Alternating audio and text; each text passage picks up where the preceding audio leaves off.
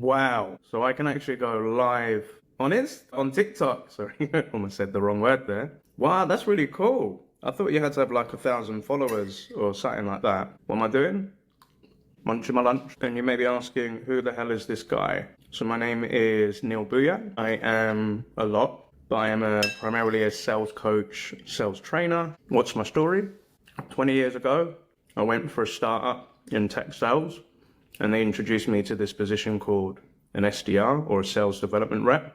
And that was the first time I cut my teeth in tech sales. Had no real sales experience prior to that, except for doing telesales. And this is way back in 2011, 2012. And then following that, I then became an SDR team lead. I then became an SDR manager, and I really wanted to become an account executive, but that didn't happen in that tech company. So I then went on to another European tech startup called Showpad. There I went in to become an SDR, did all my numbers, finally made the promotion to an account executive for closing in sales. Did it for about a year and a half. I was average at best, but I realized I really didn't like the AE life. So I then made a transition into customer success, looking after the customers that were closed. Loved that even more. And my job was to train SDRs, account executives, on how to use a sales tool. And I typically used to do that on a Zoom. At the end of the Zoom, a lot of the salespeople said, Neil, it's a really cool solution. We love the tool, but how would you send out a prospecting email? How would you book a meeting through LinkedIn DMs? What do you think I should be doing in my career? And I say, woo, woo, woo, woo. I don't get paid for this. However, I'm happy to help. But it happened so many times that then I realized, actually, maybe I could do this as a full-time job. So I did a brave thing of handing in my resignation. And in 2017, I launched a company called HappySelling. And for the last, 7 years, I've worked with multiple startups. I've either been an SDR trainer to help out with prospecting.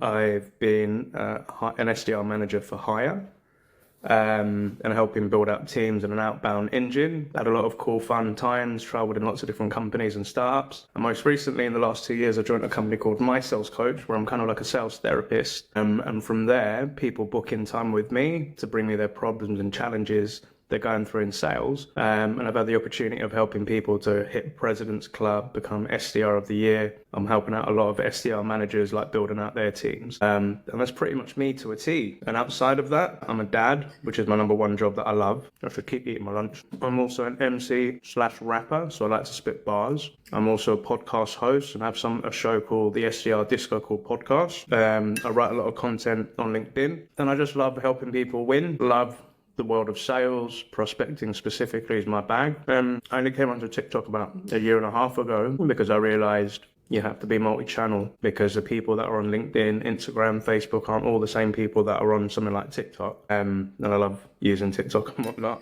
But yeah, it's your boy. And I've always wanted to go live. Never thought I could do it. But it's really cool. I don't know what happens off the back of me doing it. I've only ever seen other people go live. So if this works, I think I should go live a bit more often. But, trying to do TikTok lives and everything, I've always wanted to do it. I always thought you had to have 1,000 followers. So I'm forever pumping out content. I love networking. I love watching other people, not only in sales or tech sales, but from different backgrounds like music. So I do music and as an MC.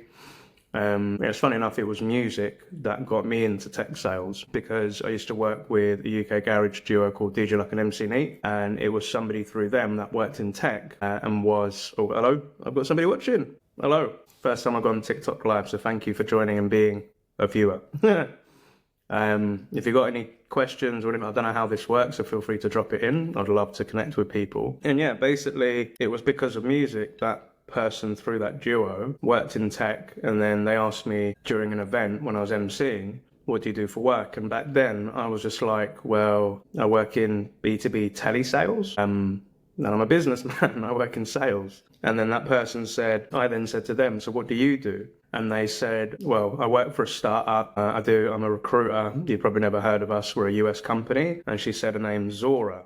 And I paused for a minute and I was like, isn't that like the Salesforce CRM billing engine thing? And she was like, how the hell do you know? And I said, well, before in sales, I used to work in finance. So I actually used to use that software day in, day out. And that's how I know about them. And she turned around to me and she was like, right, okay, do you want to be rich? And as a young 20-something, I was just like, well, intimidated. I was like, what do you mean? And then she just basically said, like, look, there are companies like the likes of Apple, Uber, there were all these small companies and a couple of people working originally. And they obviously then became a big established company. And that's what that company Zora was. She said, we're a small startup. The CEO was employee number 11 at Salesforce.com. It was actually Mark Benioff's first ever CMO. And he's launched this company Zora, and obviously you use the software working in finance, so you know what it does. So we have this thing called an SDR. And back then, in like 2011, 12, I didn't know what the term meant. So I then said, do you want to do this thing? And I was just like, what does it entail? And she said, like prospecting, like sending out emails, doing cold calls. And I was like, to be honest, in my telesales role, we just had a list in Salesforce of people to call, and those people were just typically HR directors and managers, so it wasn't really that high up in the C-suite. And with emails, the only emails we ever sent was the invites to the demos we booked for our account managers out in the field. And she said, Neil, it's a completely different level.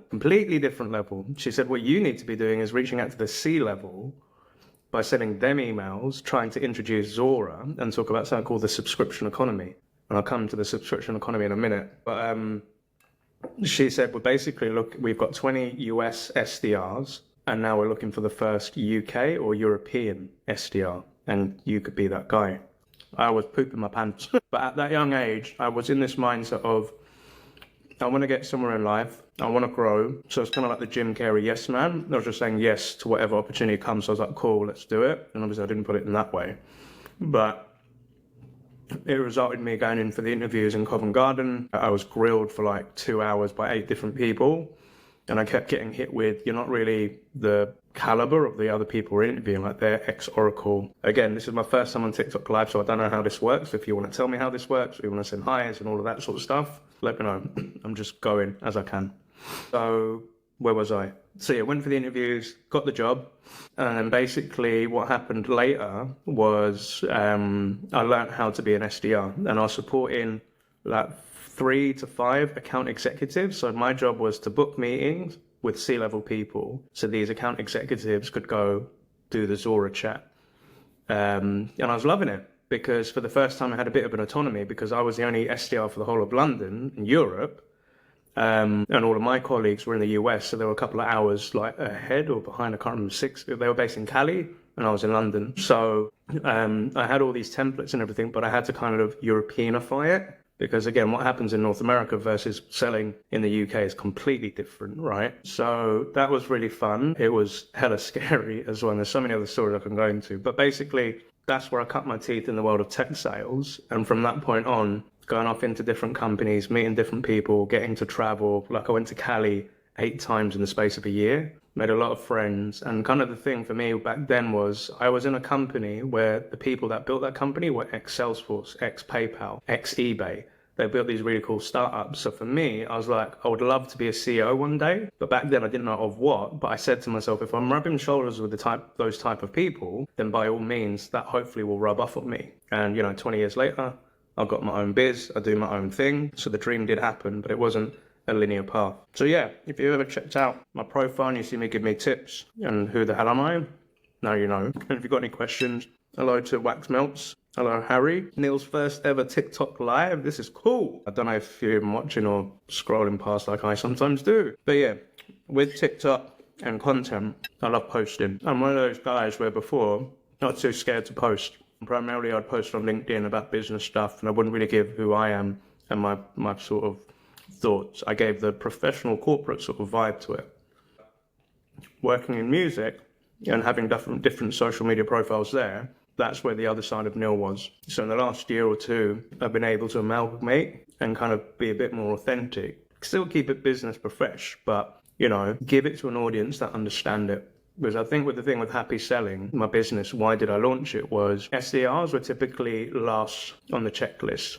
It was like what the founders were doing, what the VPs were doing. Let's enable these account executives. But anytime I went to a training and it was around prospecting or sales, SDRs were either given a very small bit or were kind of cut out. And they used to annoy the hell out of me. And the way that I looked at it was these SDRs are going to be your future leaders. So they're going to be the future AEs. They're going to be the future heads of sales. They're going to be the future marketeers. They're going to be the future CSMs or heads of customer success. Or, like your boy, they're going to be founders of their own biz. So if you invest in them, then what will happen is they will produce great pipeline that your account executives will love and opportunities that convert. If that converts, then by all means, VPs of sales will be hitting targets and they're going to be happy with the revenue. And if revenue goals are hit, then founders obviously going to be happy. So what I like to do was, rather than go where all the other sales trainers were going, CEO, VP and AEs, I went the other way, because I know that these people are going to be the ones in the future. And if anything, those people will one day be my customers. And that's happened where I've trained SDRs, they've gone off to flourish in their careers. And then I get a holler like, Neil, guess what? I'm now leading a team, or I've got my own company. We've got SDRs. So my whole ethos of happy selling is I would love for people to fall in love with the art of prospecting, fall in love with not just looking for a job, but growing into a career. And if I can be that small cog to help them out with it, wax melts, big up. Thank you very much. A lot of likes. Again, this is new for me. I've never been on TikTok live, so I appreciate everyone for this. And I don't even know what the hell I'm talking about. As you can see, I'm a guy that can talk for miles and hours whilst having my lunch. I do need to eat. But yeah, so going back to the ethos, if people can fall in love with the art of selling and they can bring a positive vibe in their sales interactions with prospects, then that brings, people not hating salespeople, not fearing them or thinking they're cutthroat like I used to. And it's that impact that they can make. So that's why I call it happy selling, like happyselling.io, and IO stands in coding language, input, output. You put happy selling in, you get happy selling out. And what I'd love to do is create a world of happy sellers, one smile at a time. That is my tagline. Everything I do, I've never, and it scares a lot of, let me see, there's something for the love wax melts. Again, I've never done this before, but let's just try this out. Thank you. Again, I don't know how TikTok live works. I'm not here for the revenue generating. I don't know how that stuff goes. But you know what? I'm going to take a quick screenshot to say, I went on TikTok live. Let's try this out. No, that doesn't work. How do I take it? So yeah, first TikTok live. I will do more of these now that I can go live in this account. Again, I thought you had to hit like 1,000 followers, so I don't know, has something changed on my account? I would always love for people to check out my account, like the content, share it, comment. That really does help a guy out. But just tell me how am I doing compared to the other people that you're watching and stuff. But again, I can always talk for days. If you want to DM me and say, Neil, what's your thoughts on this around sales or careers or prospecting and stuff like that? I love to help as many people as I can. Again, Max Melts, thank you. No, you're doing a live, so you get them numbers up. Thank you very much. Appreciate you.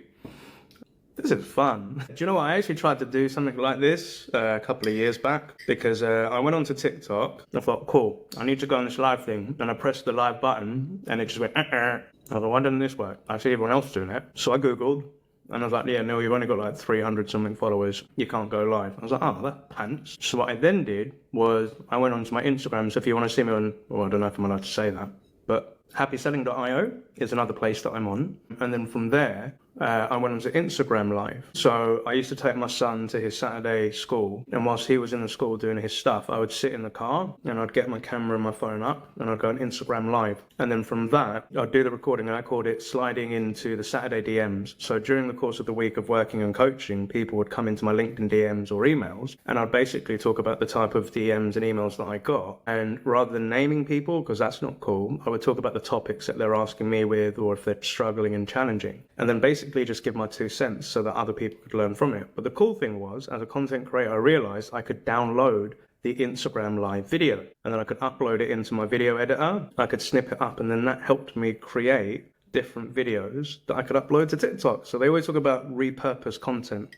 And I'm forever repurposing content. For example, on my Instagram, I put daily stories on there. And when I've uploaded stories, I download it on my phone, and then it's got either a 15-second or 30-second clip. I then clean it up a little bit, and then I upload it to TikTok. So I like to document my whole day for 2 reasons. One, it reminds me what I've done, so that when I come to the end of the day, I can reflect of all the cool things that I got up to, and it helps me compartmentalize it before I finish my day, and then, go to bed. But the other thing is for content. So on Instagram, when you record your stories, whether it's a business or a professional account, it saves it in your archives, and then you can download those as individual clips to your phone. And then you can take them to YouTube, you can take them to TikTok, you can take them to LinkedIn, you can do a bunch of stuff. I don't know if other people do that. Let me know.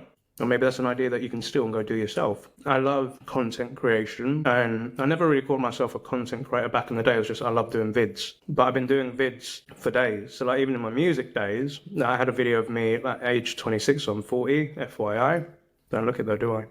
And what I used to do was, this is when we had the iPhone 3G. That's how old I am. But when I used to go into the studio, I used to literally pull out the phone. But back then there wasn't front-facing camera. It was on the other side and back. So I had to turn the phone around and then like record myself, spit my bars in the studio and all of that sort of stuff. And then I used to post that onto like Facebook back then. So this is before Instagram even was a thing. And a lot of people say to me like, Neil, you always post these weird videos. Like, why are you sharing that? Like, who cares? And you get those sort of comments from people that don't do what you do, so they don't understand it. But for me, I'm a visual person, right? I love to share what's going on, and it's kind of like being that main character in your own movie. That's how I look at life, and it's a beautiful life at that, and very grateful. But I kept doing that for years, and then lo and behold, it becomes a social norm. More people are doing this sort of stuff. So what am I saying? I've always loved filming. I've always loved creating content and posting content. And primarily, I think the biggest learning is for me was you don't post for the people that know you, like your friends and your family, because what you want to do, especially if it's in business, you want to post for the people that don't know you or haven't met you yet. So perhaps even on this TikTok live, this is probably the first time you met this guy called Neil B from HappySelling, and now you learn about me, you know about me. You may then go onto my profile and see other vids and what advice and tips have I given in sales, or what other stuff does he do. That's how you can generate business. And coming onto business, another thing that I've always had a mindset of is I don't like the term small business. And it's not anything against people that have a small business or label themselves, but I've always been in the mind of, if you call yourself a small business, that's all you'll ever be. You're kind of confining yourself to that. And sometimes with small business, it is for friends and family, like to share a passion and make a bit of cash from it. That's all cool. But when I launched HappySelling in 2017, I didn't want a small business. I said, this is a global business. And what I mean by global business is I've traveled to Europe, I've traveled across the UK, I've gone to the USA, I've connected with people in Japan. I've, had meetings with hundreds. Like I've coached, trained and managed over 2,000 salespeople, predominantly SDRs and sales development managers. And that's not because I had a small business in mind. I'm like, this thing is going to grow. Like, I'm not a big enterprise company with hundreds of employees. I'm the only one that does this. I do all my own training. I do all my content and marketing. I do all my audio for my own podcast, all the graphics and everything. That's me doing it.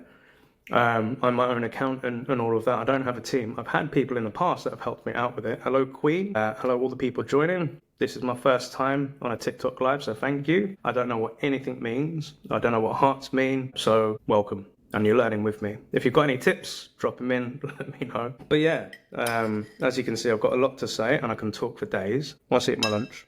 But yeah, I remember somebody saying to me once, or I watched a video from Gary Vaynerchuk, I'm a big fan of his. He said, you should always be, when you're posting, it could be up to 5 to 7 times a day. And before I used to think, that's mad numbers, bro, I can't do that.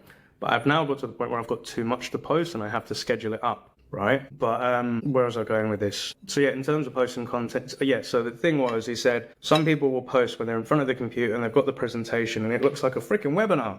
But he said you should be posting about like behind the scenes. So right now, your boy is eating his lunch. I'm at my dinner table. If I turn this around, that's my view. Just sitting in my kitchen, as normal people do. But with that said, my lunch is done. I need to get back to work. But I just want to say thank you for everybody that stopped by and didn't keep scrolling by. Thank you, Wax Melts. Hope I'm saying that right. It's me. Wax Melts is me. I get it. I think I get it.